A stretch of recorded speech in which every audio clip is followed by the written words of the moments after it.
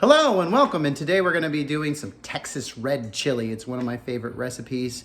Being from the Midwest, it took me a long time to find a pretty good recipe for Texas red chili. I'm used to Cincinnati chili, which is more of a chili sauce served over spaghetti, but that's a totally different video. So for this recipe, you're going to need 2 pounds of ground beef. You can use any kind of meat you want, really. If you wanted to do this ground turkey, you can. I've even done this with plant-based meat and it came out great. But ground beef is always the king when it comes to this. You're also going to need chopped onion, okay? About a medium to a large size onion chopped up. And you want to finely chop up 2 poblano peppers. Now, you don't have to do this, but I like to fire roast the outside of those poblano peppers. I stick them on my range here in the kitchen, just a gas range, and I kind of like burn the outside of them. You know, you can do that on a gas grill if you don't have a gas range, or you can just chop them up, but you want them finely chopped. You also need finely chopped jalapeno. 1 big one if you possibly can, or 2 small ones. And also 1 habanero pepper, but you're not chopping that up. You are gonna gut that thing though, so that all the seeds are out from the inside of it. You're just gonna be sweating those when we cook. Now it's very important when you chop with any of these peppers that you use gloves. If you don't use gloves, it's going to be a bad time. Every time you go to the bathroom, every time you pop in and out of your contacts, anything, you rub your eye the wrong way, you're going to burn yourself. So make sure that you wear gloves when you chop up this stuff. You're also going to need about 2 tablespoons of olive oil, about 2 tablespoons of butter. That would be a 1/4 stick. You're also going to need crushed garlic, about 1 tablespoon, 1 can of beer, and it really doesn't matter what brand you use. It's not like you're going to be able to pick out the beer when you actually taste the chili, and it's going to burn off any of the alcohol that's in there. You need 8-ounce can of tomato sauce. You need a 14.5-ounce can of diced tomatoes. You need about a 10-ounce can of Rotel chilies. Going to need about a tablespoon of hoisin sauce. You're going to need about a 1/4 cup of taco sauce. You're going to need 1 tablespoon of Worcestershire sauce.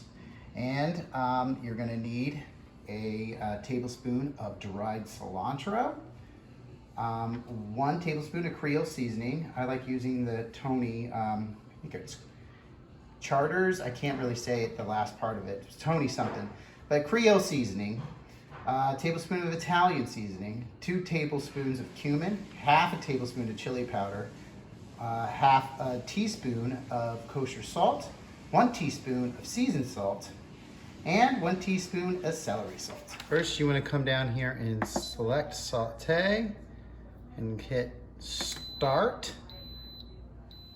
All right, so first we're going to put about 2 tablespoons of olive oil in the pot, followed by the butter. We're going to let that all get nice and melted. Okay, once that's all sizzling up, we're going to add our onion.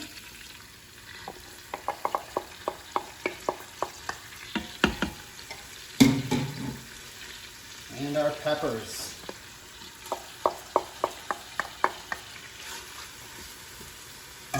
And we're going to saute these for about 3 minutes. You want to move this around the pot. Try to keep those habaneros face down so all that oil sweats into the pot.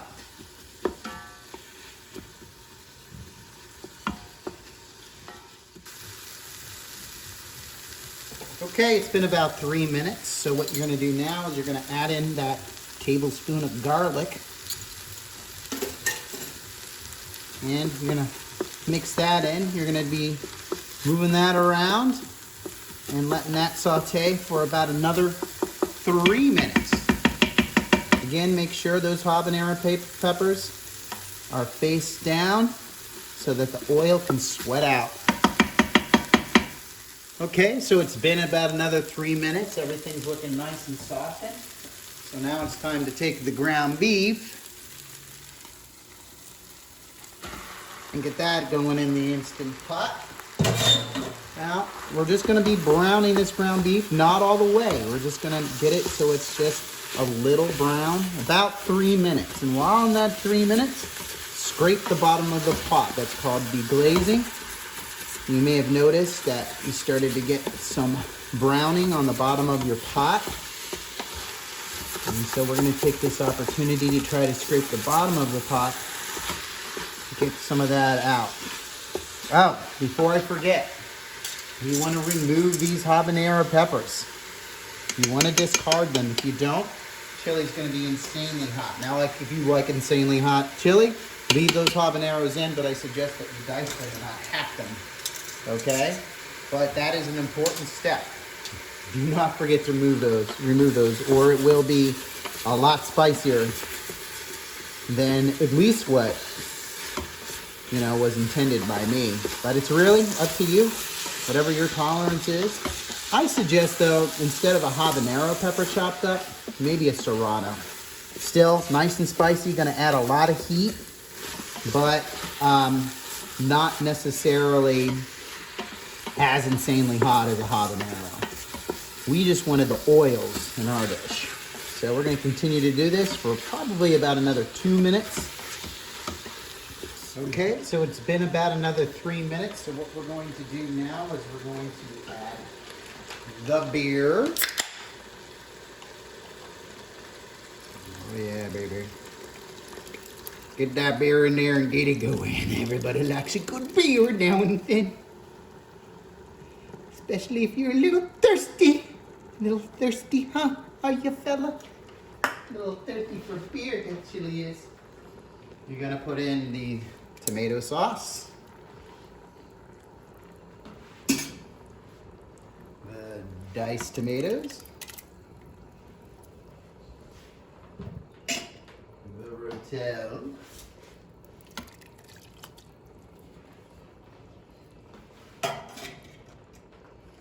You're going to put in the taco sauce, which is about half a cup, which is basically 3/4 of this bottle. About. A little bit more. The hoisin sauce.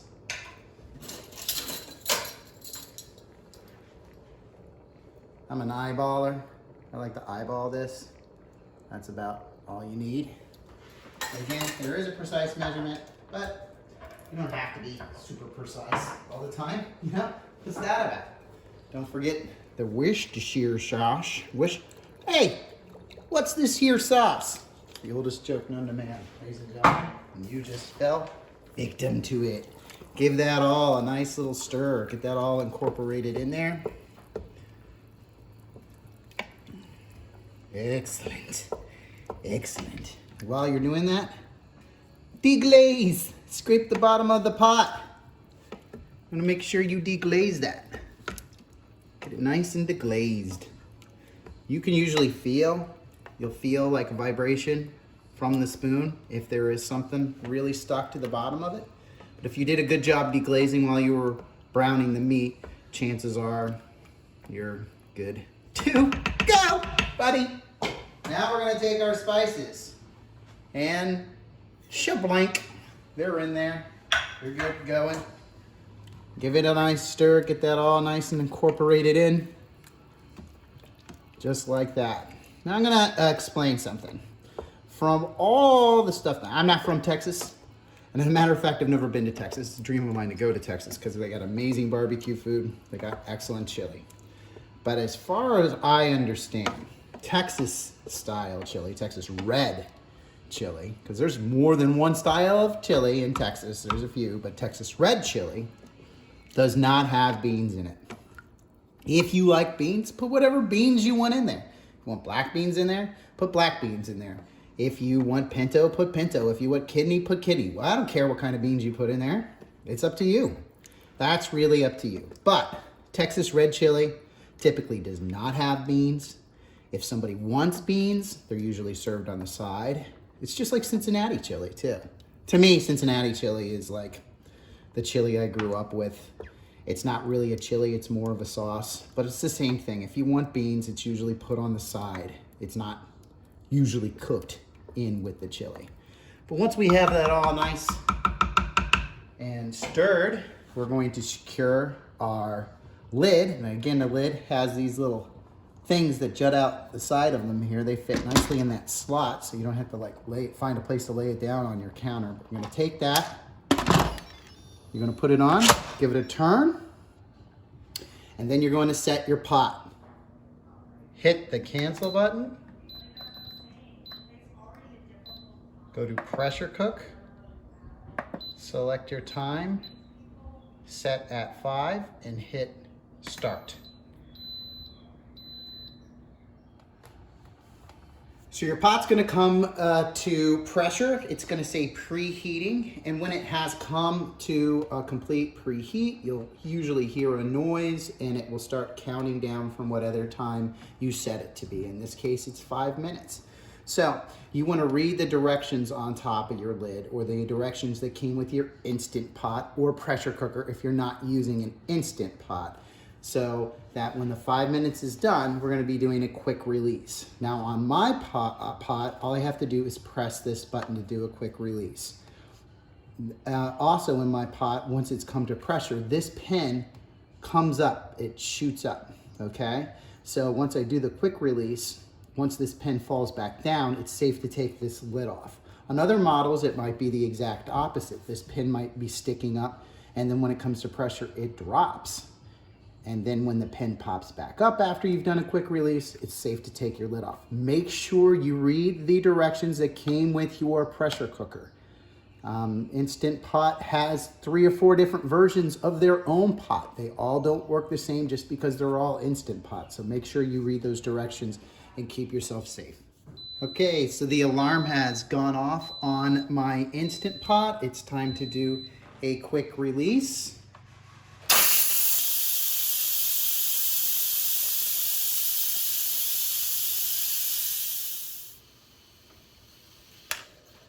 The pin has dropped, which means it's safe to take the lid off the Instant Pot.